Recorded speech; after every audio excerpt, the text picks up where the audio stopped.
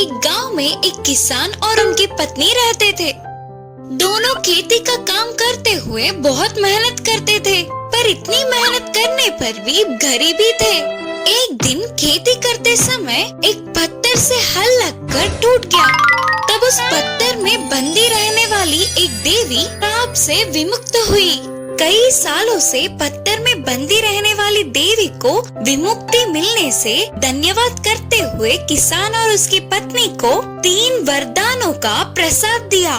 तुरंत ही पत्नी ने किसान से कहा, अरे पैसे पूछेंगे, पैसे है तो सब वही ठीक होगा, बोली पत्नी।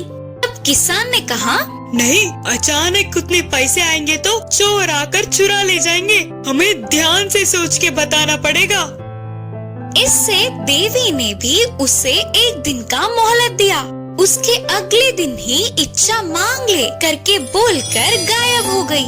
दूसरे दिन भोजन के लिए बैठकर पत्नी ने कहा, पैसे ही पूछना था, आज के दिन अच्छे से तंदूरी चिकन खाए तो कितना अच्छा था। बोलते हुए पत्नी ने खाने की इच्छा जताया। तभी उनकी थाली तंदूरी चिकन से भर गई।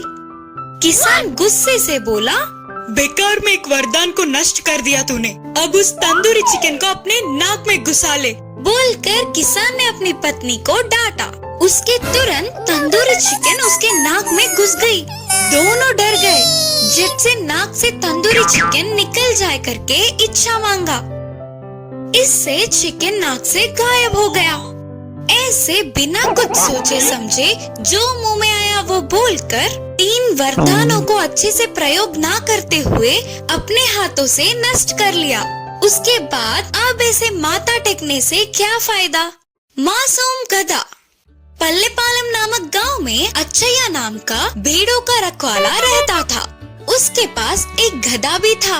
अच्छैया रोज उन भेड़ों को चराने ले जाता था। उधर उन्हें भरपूर घास चरने को मिलता था। उन भेड़ों के साथ ही गधे को भी ले जाता था। भोजन पानी के साथ दूसरे सामान भी गधे से उठवाता था, पर गधे को वह काम करना बहुत मुश्किल लगता था।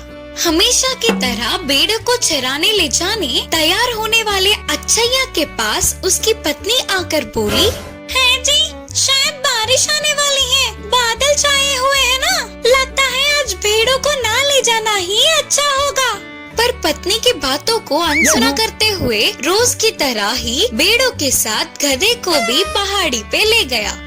भेड़ चर रहे थे तो अच्छैया एक पेड़ पे बैठकर देख रहा था। गधा भी थोड़ा दूर खड़ा होकर मालिक को ही देख रहा था। तभी तेज बारिश की खबर लगते ही अच्छैया दौड़ते हुए भेड़ों को लेकर घर के रास्ते निकल पड़ा।